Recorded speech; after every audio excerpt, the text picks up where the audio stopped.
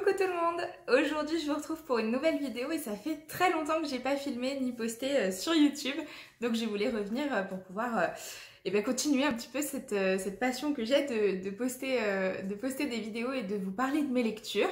Voilà, ça fait un petit moment que je l'ai pas fait, tout simplement parce que j'ai eu pas mal de bouleversements dans ma vie, que ce soit niveau pro, niveau perso, j'ai déménagé, ce genre de choses. Donc des choses qui prennent beaucoup de temps et je n'avais plus forcément autant de temps pour les vidéos YouTube, mais j'ai très envie de vous partager aujourd'hui mes 5 meilleures lectures de 2021, parce que quand même j'ai beaucoup lu en 2021, donc je voulais vous faire un retour là-dessus. Et puis vous annoncer ce qui va se passer un petit peu pour la suite pour 2022 et programmer des nouvelles vidéos lecture et autres sur cette chaîne. Voilà, c'est parti. Tout d'abord, je suis désolée pour le reflet dans mes lunettes. Je sais pas comment faire pour virer ce reflet. En fait, il faudrait que je me mette comme ça, mais c'est pas du tout naturel de filmer comme ça. Donc, je vais voir pour orienter la lumière d'une autre façon. Mais bon, pour cette vidéo, on va faire comme ça. Dites-moi en commentaire si ça vous gêne et si jamais vous avez des astuces pour les filles qui ont des lunettes et qui tournent des vidéos YouTube et qui ont une ring light. Voilà, donc c'est parti pour mes 5 meilleures lectures de 2021. J'ai lu beaucoup de livres en 2021, je m'étais fixé un challenge de 50 livres je crois, et je crois que je l'ai atteint tout pile quasiment, peut-être 51, 52 livres, quelque chose comme ça. Je suis très fière, comme je vous le répète souvent dans les vidéos, il faut pas avoir il faut pas avoir de but et se mettre une pression particulière. Moi, les 50 livres que je m'étais fixés, c'est simplement parce que l'année précédente, j'avais fait 45 livres et que ça m'avait semblé atteignable sur ce rythme de lecture-là. Donc cette année, je m'étais fixé 50 livres, mais si je les atteignais pas, c'était pas du tout un problème. Donc pas de pression là-dessus. J'ai eu de très très belles lectures, très peu de déceptions sur cette année de lecture là. Très belle lecture, je pense que j'arrive bien à cerner ce qui me plaît et surtout je m'écoute et donc je sens au moment opportun où là j'ai besoin d'une romance, là j'ai envie de lire du fantasy.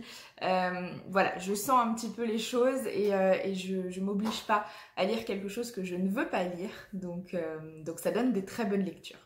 Les 5 lectures que j'ai sélectionnées, je les ai pas du tout mises dans un ordre de préférence quelconque parce que j'en suis incapable. J'aime pas beaucoup faire des choix, faire des listes, etc. Donc voilà, c'est 5 excellentes lectures, différentes pour la plupart. Donc voilà, je les ai pas triées par ordre de préférence. Tout d'abord, une lecture un petit peu particulière puisque c'est un roman en vers signé Poetics que j'ai lu, je crois, au printemps. Ou ouais, un petit peu avant le printemps, je crois que j'ai lu assez tôt dans l'année 2021. Donc signé Poetics d'Elisabeth Acevedo chez Nathan Live. C'est une très belle découverte. C'est en vers. C'est une écrivaine qui est d'origine hispanique. C'est vraiment quelque chose qu'on n'a pas l'habitude de lire, du moins moi j'ai pas l'habitude de rencontrer ce type de personnage et ce type d'écriture et ça m'a bouleversée. Donc vraiment n'hésitez pas à le lire, j'en ai déjà parlé de ce livre dans une vidéo, j'essaierai de vous le mettre dans le petit i, mais en tout cas voilà, une lecture bouleversante de 2021 qui m'a beaucoup donné envie de lire d'autres types de livres. Et j'ai envie de lire plein de nouveaux romans en vers. Donc voilà, j'ai hâte et lisez-le, il est génial. Un autre roman qui m'a vraiment bouleversée et que j'ai adoré, c'est de la romance. C'est un roman de Morgane Moncomble, c'est Nos âmes tourmentées. Je l'ai pas en papier parce que je l'ai lu sur liseuse, mais je voudrais le trouver. Je trouve souvent des livres d'occasion chez Gilbert Joseph et je trouve tous mes Morgane Moncomble là-bas. C'est une autrice que j'aime beaucoup et voilà, j'ai lu Nos âmes tourmentées un jour où j'avais besoin de romance et j'ai très bien fait parce que c'est vraiment une romance qui bouleverse. C'est pas une romance qui est chouchou, doudou, dans le sens où ça va vous réconforter quand voilà, vous avez besoin d'un petit coup de boost. Non, parce que les personnages ont un passé assez difficile et un présent parfois difficile, donc c'est quelque chose qui est assez fort, mais vraiment c'est une de mes très bonnes lectures de 2021 parce que ce livre-là m'a fait ressentir un tel trop plein d'émotions que c'était assez extraordinaire. Donc voilà, dans tous les cas, toutes les romances de Morgane Moncomble, je vous les conseille. Alors je les ai pas toutes lues, j'ai lu Falling Again, qui est juste là.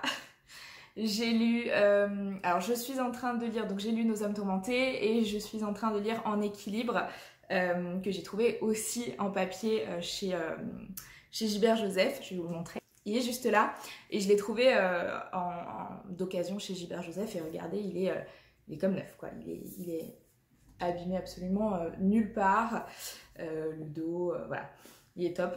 Donc vraiment, n'hésitez pas à essayer de les prendre d'occasion quand vous le pouvez et quand vous les trouvez. Mais en tout cas, les romances de Morgane Moncomble, je vous les conseille à 1000% et Nos âmes tourmentées. Il y a un an, pile poil, je découvrais Un palais d'épines et de roses et toute la suite. Donc Un palais d'épines et de roses, je l'ai découvert un petit peu avant puisque je l'ai découvert en août de l'année 2020. Et ensuite, à Noël, j'avais demandé donc la suite, donc celui-ci et puis les autres. Entre-temps, j'ai réussi à me procurer les éditions collector des 2 premiers tomes qu'a sorti La Martinière Jeunesse, donc je suis très contente.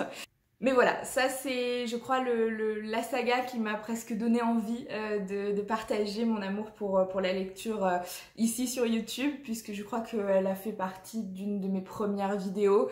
J'avais fait une vidéo sur La Liseuse et puis après sur mes meilleures lectures, quelque chose comme ça. Et ça m'a vraiment donné envie. C'est une saga qui m'a bouleversée, je viens tout juste de la relire parce que l'autrice vient de sortir un tome sur Nesta, donc une sœur de fer qui sont donc les protagonistes de l'histoire. Voilà, il va y avoir certainement encore un, peut-être même 2 livres là-dessus, mais en tout cas je me suis offert ce dernier tome sorti pour l'instant sur ma liseuse et donc je voulais tout relire avant, donc c'est ce que j'ai fait. Voilà, c'est une saga qui me marque toujours, c'est une saga en fait qui m'emmène avec elle. Vraiment quand je lis ça, j'ai envie d'y retourner tout le temps, toute la journée je pense au fait de lire ça, parce que je veux retourner dans ce monde-là et je veux voir ce qui s'y passe et ressentir les émotions que les personnages ressentent, encore une fois. Donc voilà, meilleure lecture évidemment de 2021, cette saga en fait partie. Je vous montre le tome 2 parce que c'est celui que j'avais lu, je crois en janvier de l'année dernière, mais évidemment tous les tomes. Pour rester chez cette autrice-là, donc Sarah J. Maas, j'ai lu cette année Crescent City, qui est une brique, un gros pavé. Crescent City que j'avais acheté en juillet dernier, je crois, pour mon anniversaire. C'était un petit peu un auto-cadeau parce qu'il a de très bonnes critiques et donc je me l'étais pris. Je l'ai lu finalement fin d'année, je dirais que j'ai dû le lire en septembre, je pense, ou fin août, septembre, ou ouais, quelque chose comme ça. Incroyable. Vraiment, le terme meilleure lecture est très approprié. C'est une brique, il est énorme, il fait, pour tout vous dire, il fait presque 900 pages. Hein. Il fait plus de 900 pages et ça passe tout seul, vraiment.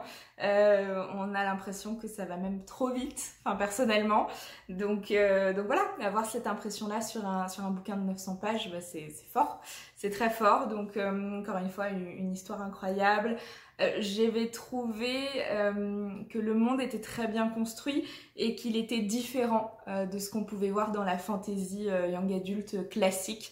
Donc j'avais aimé ces différences. Je sais que le tome 2 est sorti assez récemment en VO, donc on attend la traduction rapidement. Et vraiment je suis très heureuse d'avoir découvert ce bijou et je vous le conseille. Encore une fois, Fantasy, Sarah J. Maas, on fonce. Et enfin, même si j'en aurais plein d'autres à inclure dans ce top, je vais mettre quand même la saga Shades of Magic. Alors là, j'ai le 3e tome, Shades of Light, mais la saga Shades of Magic, vraiment, ça a été vraiment ouais, une révélation aussi parce que j'ai adoré le monde, j'ai adoré l'écriture, j'ai adoré les intérieurs des livres. Je vous en ai fait une vidéo à elle toute seule sur cette saga, mais vraiment on est sur une qualité, même à l'intérieur du bouquin, vraiment on est sur sur quelque chose de très très chouette. J'ai adoré les personnages, j'ai adoré l'histoire, j'ai adoré leurs évolutions. Ça a vraiment été quelque chose de très chouette de découvrir cette saga.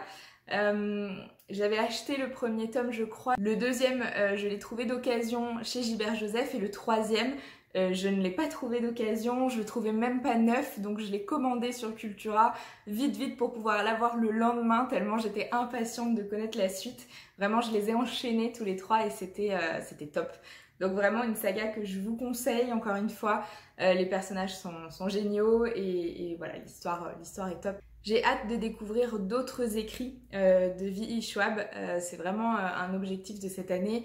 Alors je suis pas très super-héros et compagnie, donc je suis pas sûre que Vicious me plaira, mais je sais qu'elle a écrit notamment La vie invisible d'Adi Larue, et ça je voudrais vraiment le découvrir, donc voilà, objectif de l'année.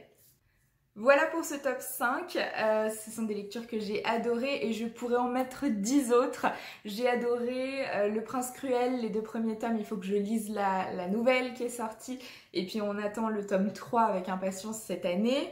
J'ai adoré le tome 1 d'Aurora Squad, j'ai le deuxième dans ma pile à lire, donc j'ai hâte de le découvrir. J'ai beaucoup aimé aussi The Book of Ivy, c'est un livre qui est peut-être un petit peu moins connu. Le premier tome, ça a vraiment été un coup de cœur, le deuxième pas tellement, mais le premier vraiment je l'ai beaucoup aimé. J'ai adoré For Dead Queens, j'ai aimé plein de livres cette année. Ça a été une année très riche en lecture, comme je vous disais. J'ai atteint 50 livres en un an, c'est quand même assez colossal. Donc je suis ravie. Kéléana aussi. Donc je suis ravie et j'ai encore plein de choses à lire pour cette nouvelle année, puisque j'ai déjà pas mal de livres dans ma pile à lire. Comme vous voyez, j'ai une vraie bibliothèque, du moins je l'avais déjà dans mon ancien appartement, mais je pouvais pas filmer devant, il y avait absolument aucune lumière. Là c'est possible, donc je vais pas m'en priver, et puis elle est amenée évidemment à s'agrandir. Donc cette année je reprends les vidéos, je vais essayer de poster 1 à 2 fois par semaine, je vais voir comment j'arrive à m'organiser et comment mon emploi du temps peut me le permettre. Ce serait chouette. Moi j'arrive pas vraiment à être hyper active sur Insta, j'y pense pas, je prends pas énormément de plaisir à poster sur Instagram, du moins en post. Donc bon, je vais essayer quand même de m'y remettre parce que ça va quand même un petit peu de pair et ça vous permet de vous présenter mes lectures là-bas aussi, et ça permet un petit peu plus d'instantané. Donc si vous voulez voir mes lectures en instantané, n'hésitez pas à vous abonner à mon compte Insta, je le mets juste ici. Et puis sinon on se retrouve ici chaque semaine. Voilà, comme je vous dis, au moins 1 fois par semaine pour une vidéo, que ce soit lecture, un petit peu lifestyle, vlog, tout ça, comme ce que je faisais il y a quelques mois quand j'étais encore régulière. Donc ça va revenir. Voilà, j'espère que cette vidéo vous a plu et que vous allez me suivre dans cette nouvelle aventure cette année. Moi, je vous souhaite de très belles lectures sur cette année 2022, et n'hésitez pas à me dire en commentaire ce que vous avez lu et puis quel est votre top 5 2021, pourquoi pas, comme ça je vais pouvoir regarder tout ça et prendre des notes pour des prochaines lectures. Je vous remercie beaucoup d'avoir regardé cette vidéo et je vous dis à très bientôt. Ciao!